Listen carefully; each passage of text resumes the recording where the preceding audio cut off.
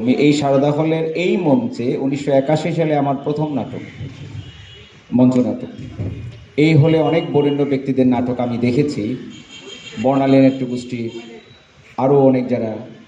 1981 সাল থেকে মঞ্চ নাটকে সরাসরি আমার কাজ, আমার সহধর্মিনী এবং আমি একসাথে একই নাটকে প্রথমে কাজ করেছি। এই অঞ্চলটি এরকম ছিল না তখন। সুতরাং সারদা হলে যখন এসে দাঁড়াই তখন কিন্তু ওই সময়ের কথা মনে হয়, এই দীর্ঘ যাত্রার কথা মনে হয়। এখনও আমি তো আছি, সবার সাথে আছি। এই যে থাকতে পারাটা, পেছনে থাকাটা, সেটাও অনেক বড় সার্থক মনে হয় নিজের কাছে। সবসময় সামনে থাকতে হয় না, নেতৃত্ব তৈরি করতে হয়, অন্যের হাতে ধ্বজা তুলে দিতে হয়, কিন্তু পেছনে থাকা, সাথে থাকা, সেটাও অনেক বড় কাজ। তো আজকের এই যে অনুষ্ঠান, খুব একটি উপযুক্ত সময়ে আয়োজন করা হয়েছে। আসলে দীর্ঘদিন সিলেটে সাংস্কৃতিক অঙ্গনে আমাদের উৎসব অনুষ্ঠান কম হচ্ছে। আমরা উৎসবে মুখরিত হব, নাটক হবে, গান হবে, আবৃত্তি হবে, শিল্পকলার প্রতিটি অঙ্গনে কাজ হবে, সেটাই আমরা চাই। কারণ আমরা যারা সংস্কৃতি কর্মী, আমাদের একটাই পরিচয়, আমরা মানুষ। আমরা যে যার জাতিসত্তায়, সেটা বাঙালি হতে পারি, আদিবাসী হতে পারি, পাহাড়ি হতে পারি, যে যার জাতিসত্তায়, প্রত্যেকের জাতিসত্তাকে, প্রত্যেকের মাতৃভাষাকে, প্রত্যেকের বিশ্বাসকে আমরা শ্রদ্ধা করি।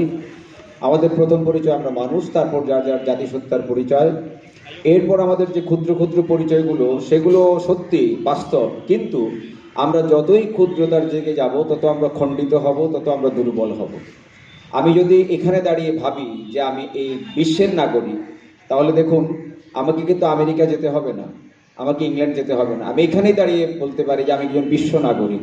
এটা শুধু বোধের ব্যাপার, চিন্তার ব্যাপার। আমরা অর্থ উপার্জনের জন্য বা সামাজিক নিরাপত্তার জন্য দেশের বাইরে বিভিন্ন দেশে যাই, কিন্তু বিভিন্ন দেশের মানুষও যে অনেক কিছুর জন্য এই বাংলাদেশে আসেন, এই অঞ্চলে আসেন, অনেক কিছুর জন্য যে আমরাও বিশ্বে মাথা তুলে দাঁড়াতে পারি।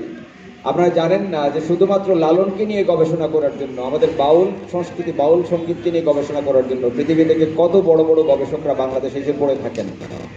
আমাদের লোক সংস্কৃতির অনেক বিষয় আছে, যাত্রা, পালা, নাটক, বাউল গান, এই যে সুফিবাদী নানান তত্ত্ব, বাউল বৈষ্ণবদের তত্ত্ব, এগুলো নিয়ে কাজ করতে গোটা বিশ্ব থেকে অনেক মানুষ এখানে আসেন। আমাদের পটচিত্র, আমাদের টেপা পুতুল, আমাদের পুতুল নাচ, আমাদের যাত্রাপালা, আমাদের অনেক কিছু আছে লোক সংস্কৃতি, যেটা গোটা বিশ্বে সমাদৃত হচ্ছে, গোটা বিশ্ব তাকিয়ে আছে। আমাদের গান বাজনা সংস্কৃতি, যাই হোক। তো এখানে দাঁড়িয়ে আমরা আমাদেরকে বিশ্ব নাগরিক ভাববো, আমরা অখণ্ড মানব সমাজের অংশ নিজেকে ভাববো, তখন নিজের মনটা অনেক বড় হয়। আর নিজেকে যদি ছোট ছোট পরিচয়ে একেবারেই ক্ষুদ্র করে ফেলি, তখন আমি আমাকে খণ্ডিত করছি, আমি আমাকে ছোট করছি। আর শুধুমাত্র খেয়ে পড়ে মানুষ বাঁচে না। তাই এই যে কিছু মানুষ, তারা নিজের খেয়ে বনের মোষ তাড়ায়, তারা এরকম আয়োজন করে, নাটক করে, সংস্কৃতি করে। আমরা জানি প্রত্যেকটা সাংস্কৃতিক সংগঠন, থিয়েটার নিজের পকেটের টাকায় আমরা চালাই।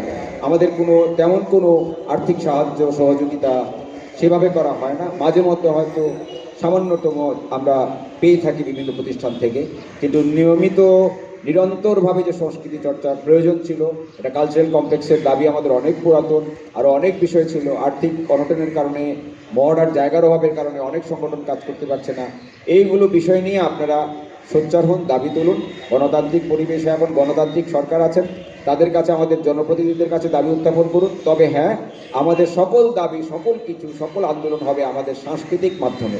গান বাজনা নাটক, এগুলোই হচ্ছে আমাদের ভাষা, এগুলোই আমাদের হাতিয়ার। আজকে অনুষ্ঠানটি খুব সুন্দর হোক, সবাই প্রাণবন্ত হন, আগামীতে আরও অনুষ্ঠান হোক, প্রতিদিন হোক, সবার মঙ্গল হোক, সবাই সুস্থ থাকুন, ভালো থাকুন। সুস্থতা শুধু দেহে নয়, মনে সুস্থ থাকুন, বোধে সুস্থ থাকুন। ধন্যবাদ।